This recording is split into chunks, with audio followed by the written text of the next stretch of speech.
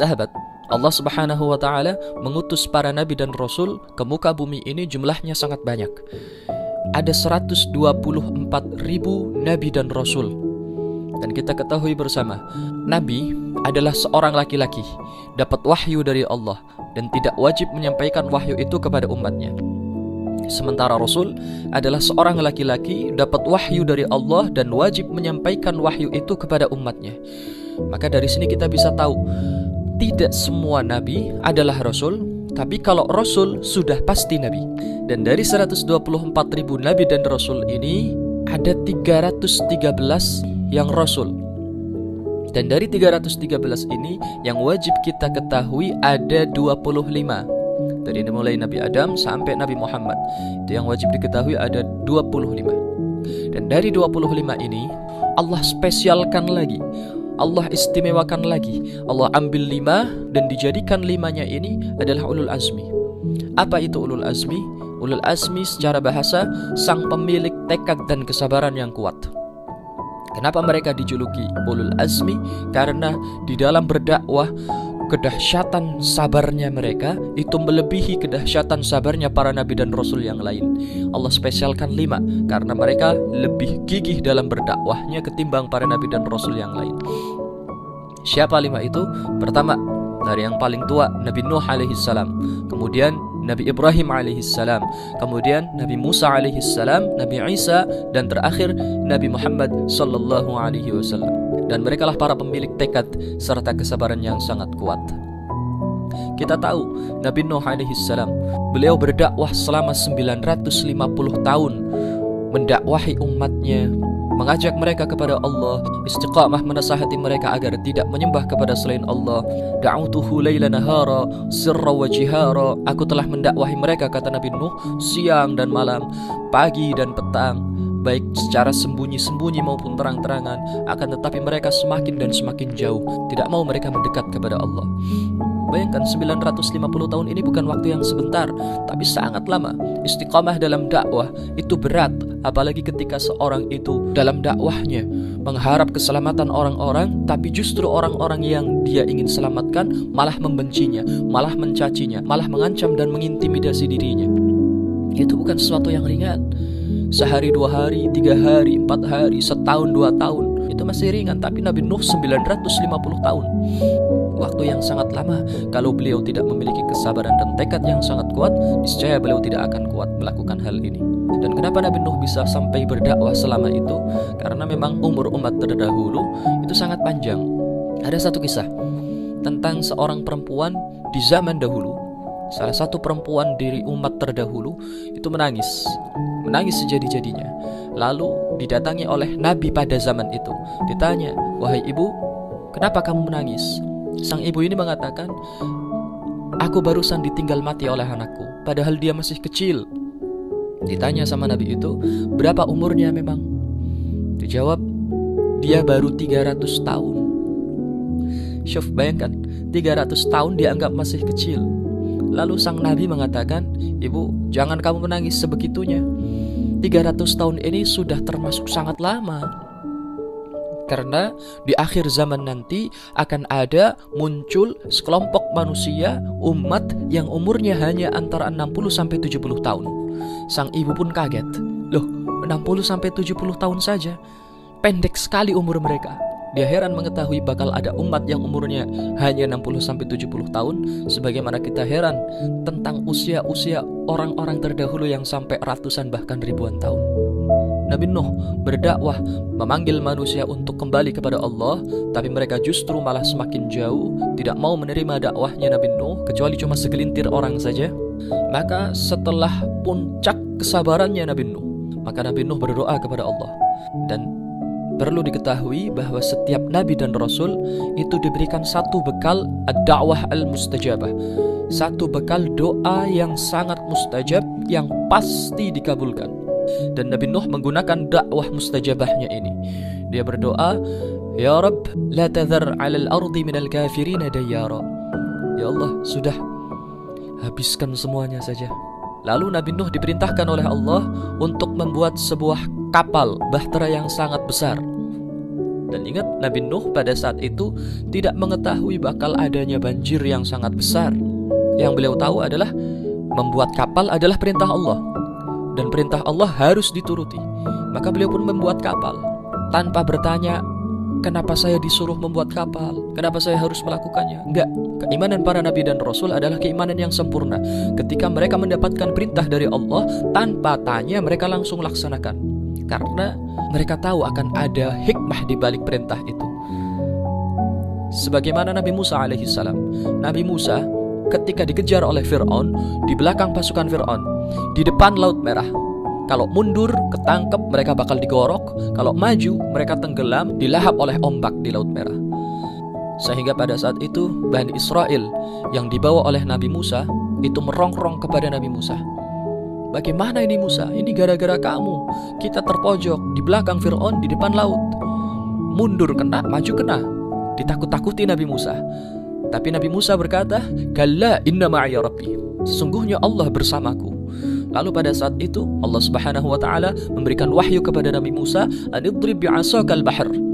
Wahai Musa, pukulkan tongkatmu itu ke laut. Ini perintah Allah. Dalam keadaan genting itu turun perintah Allah. Dan Nabi Musa, seorang nabi dan rasul kalimullah, keimanannya sempurna. Ketika dapat perintah dari Allah untuk memukulkan tongkatnya ke laut, beliau tidak tanya. Dan beliau pun tidak tahu apa yang akan terjadi setelah memukulkan tongkatnya ke laut. Yang beliau tahu ini perintah Allah dan harus dilaksanakan. Dan pasti akan ada hikmah di balik perintah tersebut. Tidak seperti kita. Ketika dapat perintah, loh kenapa kita harus melakukan ini? Kenapa kita dilarang melakukan itu? Tidak. Bayangkan dalam keadaan genting seperti itu, Nabi Musa suruh mukulkan tongkat ke air.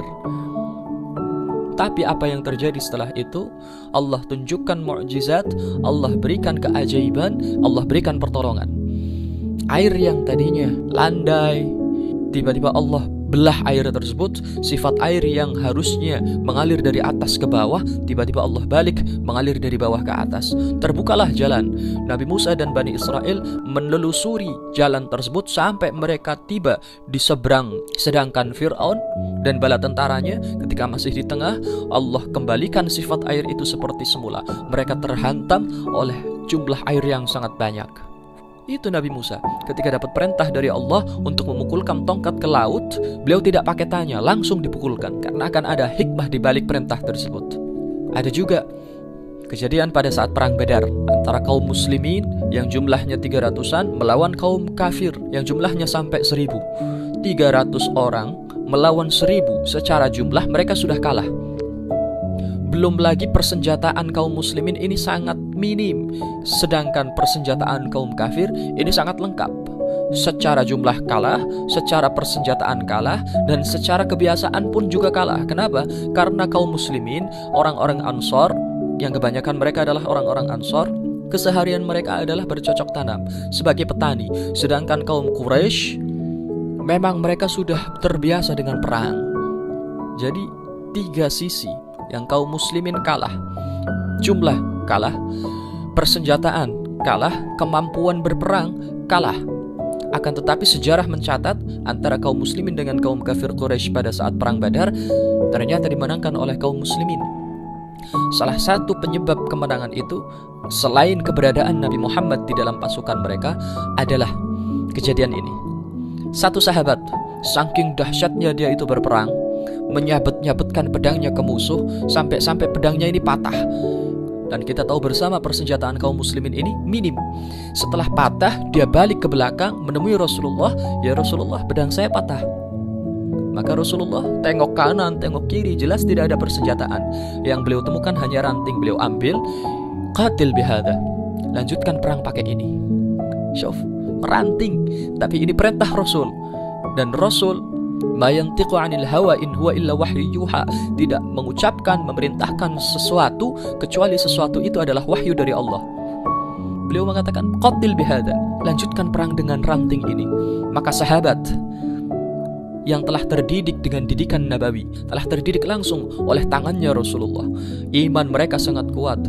keyakinan mereka sangat luar biasa. Ketika Rasulullah mengatakan qatil bihada, lanjutkan perang dengan ini, tanpa tanya, tanpa ragu, beliau ambil ranting itu. Falamma tahawwalat sayfan. Ketika sahabat ini berpaling untuk melanjutkan perang, tiba-tiba ranting yang dia pegang berubah menjadi pedang. Dan inilah yang disebut dengan Saifun Nasr, pedang pertolongan. Dan qil, dikatakan bahwasanya kemenangan kaum muslimin selain karena keberadaan Nabi Muhammad di dalam pasukan itu, juga karena adanya pedang ini. Maka seperti itulah sahabat, ketika kita tahu itu adalah perintah Allah, kalau kita tahu itu adalah perintah Rasulullah, jangan banyak tanya, laksanakan. Pasti akan ada hikmah di balik itu semua. Kita balik ke kisahnya Nabi Nuh alaihissalam. Nabi Nuh disuruh untuk membuat kapal yang sangat besar tanpa tahu akan ada apa setelah itu. Tapi Nabi Nuh melaksanakan perintah tersebut sampai akhirnya jadilah kapal itu dengan sangat besar. Lalu Allah Subhanahu wa taala memerintahkan seluruh hewan-hewan yang ada pada zaman itu untuk masuk berpasang-pasangan ke dalam kapalnya Nabi Nuh.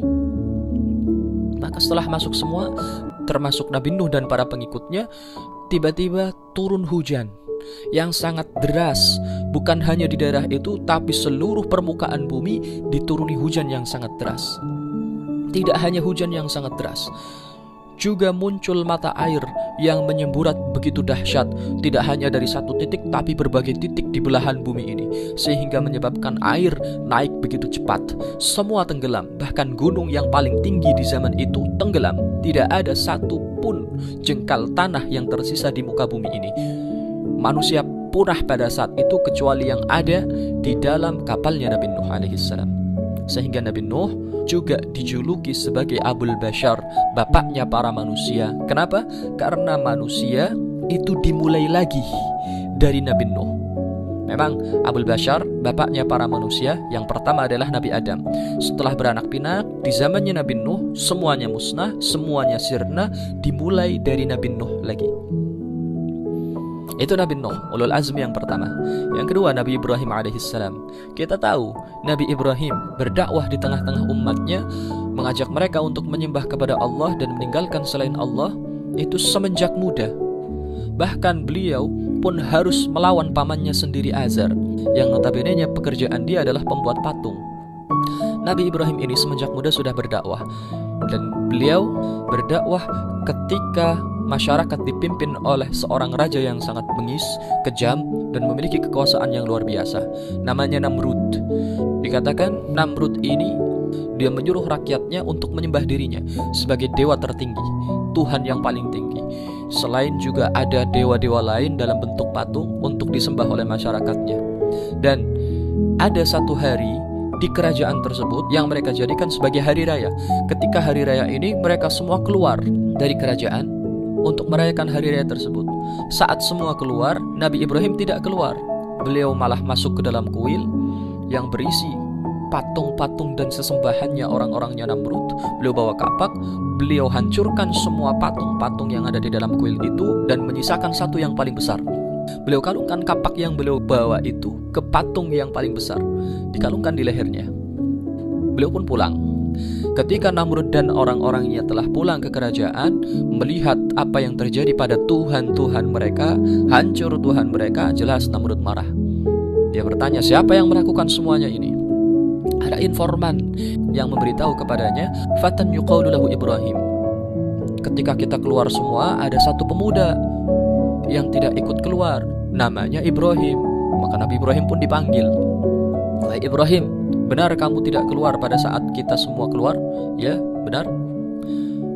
Berarti benar kamu yang melakukan ini semua, yang telah menghancurkan Tuhan-Tuhan kami. Kata Nabi Ibrahim, bal fa'alahu kabiruhum hadha. Oh, tunggu dulu. Saya memang gak keluar, tapi yang melakukan ini, itu yang paling besar.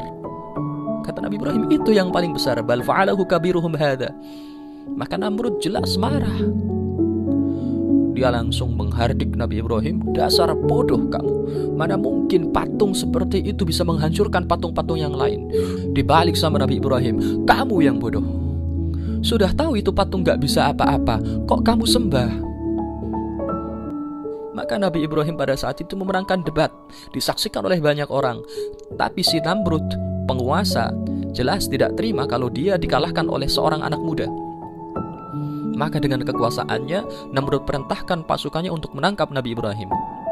Tidak hanya itu, sebagai bentuk balas dendamnya, dia perintahkan para pasukannya untuk mengumpulkan kayu bakar sebanyak-banyaknya. Sangat banyak kayu bakar itu. Lalu dinyalakan kayu bakar itu dengan disaksikan oleh rakyat-rakyatnya. Saking besarnya kayu bakar itu, tidak ada satu pasukan pun yang bisa melemparkan Nabi Ibrahim ke dalam api itu karena saking besarnya. Lalu diciptakanlah alat untuk melemparkan Nabi Ibrahim, namanya manjanik, alat lontar. Ketika Nabi Ibrahim ditaruh di atas manjanik untuk dilontarkan ke dalam api, pada saat itu Nabi Ibrahim tenang-tenang saja. Nabi Ibrahim santai saja. Namun ada sekelompok makhluknya Allah yang justru resah, gelisah, khawatir dengan keadaan Nabi Ibrahim. Siapa? Para malaikatnya Allah. Ya, karena Nabi Ibrahim adalah makhluk yang sangat dicintai oleh Allah, maka yang tidak terima jika Nabi Ibrahim disakiti adalah malaikat-malaikatnya Allah. Mereka menghadap kepada panglima mereka, malaikat Jibril alaihissalam. Mereka berkata, "Wahai Jibril, ini bakal terjadi sesuatu sama Ibrahim. Kamu menghadaplah sama Allah." Maka malaikat Jibril menghadap kepada Allah. Lalu Allah subhanahu wa ta'ala berfirman kepada malaikat Jibril, "Ya Jibril, inzil ala Ibrahim, in istaghathaka fa'aghithhu, wa illa fatrukni wa khalili." Wahai Jibril, turun kamu kepada Ibrahim. Tawarkan dia bantuan, tawarkan dia pertolongan. Kalau dia minta tolong sama kamu, tolong. Tapi kalau tidak, maka pergilah. Ini urusan saya dengan kekasih saya, kata Allah subhanahu wa ta'ala. Maka sesuai dengan perintah Allah, malaikat Jibril turun kepada Nabi Ibrahim, menawarkan bantuan. Adakah hajah, wahai Khalilullah, wahai kekasih Allah, kamu butuh bantuan? Dijawab dengan santainya oleh Nabiullah Ibrahim, hasbiyallah wa ni'mal wakil, ni'mal maula wa ni'man nasir. Kalau sama kamu aku gak butuh. Ditawarkan bantuan sama malaikat Jibril, dijawab kalau sama kamu saya gak butuh. Tapi kalau sama Allah saya butuh. Hasbiyallah wa ni'mal wakil. Cukup bagiku Allah sebagai penolong. Maka sesuai dengan perintah Allah, kalau tidak minta bantuan, pergi. Malaikat Jibril pun pergi. Lalu ketika eksekusi itu dilakukan, Nabiullah Ibrahim dilempar dari manjanik ke tengah-tengah api itu. Allah subhanahu wa ta'ala pun berfirman kepada api, "Ya naru kuni bardan wa salaman ala Ibrahim." Wahai api, jadilah kamu dingin dan menyelamatkan kepada Ibrahim. Maka api yang sifat fitrahnya adalah panas, pada detik itu berubah menjadi dingin. Dan kata ulama, tidak hanya api yang melahap Nabi Ibrahim saja yang menjadi dingin, akan tetapi api di seluruh muka bumi. Saking takutnya mereka kalau ternyata mereka yang disuruh oleh Allah menjadi dingin, semuanya pun jadi dingin. Dan ketika Nabi Ibrahim jatuh di tengah-tengah pusaran api yang sangat besar itu, beliau merasakan kenikmatan. Tidak ada satu bagian tubuh beliau pun yang terbakar, kecuali cuma tali yang mengikat tangan beliau. Sisanya tidak ada yang terbakar. Bahkan rambut-rambut kecil yang ada dalam tubuh beliau tidak terbakar. Itu Nabi Ibrahim. Oh ya, dalam kisah ini saya ingin meluruskan beberapa pemahaman yang mengatakan kalau Nabi Ibrahim itu pernah berbohong. Jadi mustahil bagi Nabi dan Rasul melakukan sebuah kebohongan. Tadi dalam cerita ini dikatakan bahwa ketika Nabi Ibrahim ditanya, apakah kau yang melakukan ini? Beliau menjawab, bal fa'alahu kabiruhum hadza. Yang melakukan yang paling besar. Dari sisi ini, kalau orang tidak tahu, mereka akan mengatakan Nabi Ibrahim berbohong. Padahal mustahil bagi seorang Rasul berbohong. Karena Rasul itu punya 4 sifat wajib: siddiq, amanah, tabligh, fatanah. Siddiq, jujur. Maka mustahil bagi seorang Rasul melakukan kebohongan. Kalau bohong berarti dia bukan Rasul. Karena sifat wajib Rasul adalah jujur. Jadi Nabi Ibrahim ketika ditanya dan menjawab bal fa'alahu kabiruhum hadza, beliau tidak berbohong. Ada satu cabang ilmu dalam balaghah, salah satu fan tentang bahasa Arab, itu ada yang namanya tauriyah. Tauriyah ini kalau kita terjemahkan secara bebas dalam bahasa Indonesia adalah kalimat bersayap. Apa maksudnya kalimat bersayap? Punya 2 makna. Makna dekat yang langsung dipahami oleh para pendengar, dan makna jauh yang dimaksud oleh sang pembicara. Saya ulang lagi, makna dekat yang langsung dipahami oleh para pendengar dan makna jauh yang dimaksud oleh sang pembicara. Dan kalimat yang dilontarkan oleh Nabiullah Ibrahim ini kalimat tauriyah. Bal fa'alahu kabiruhum hadza. Yang melakukan itu yang paling besar. Orang-orang memahaminya bahwa Nabi Ibrahim mengarah kepada patung yang paling besar. Namun yang dimaksud oleh Nabi Ibrahim adalah dirinya sendiri. Ini namanya tauriyah. Jadi Nabi Ibrahim pada saat itu tidak berbohong, karena mustahil bagi para nabi dan rasul untuk melakukan sebuah kebohongan. Kemudian pembahasan tentang ulul azmi yang berikutnya, Nabi Musa, Nabi Isa, dan Nabi Muhammad. Insya Allah mudah-mudahan kita diberikan kesempatan oleh Allah untuk membuat video lagi agar kita semakin mengenal dan semakin dekat kepada para nabi dan rasul kekasih Allah. Jika kalian suka dengan video ini, like, share, and subscribe. Jangan biarkan kebaikan ini hanya berhenti pada kalian. Ajak yang lain juga ya, biar sama-sama masuk surga.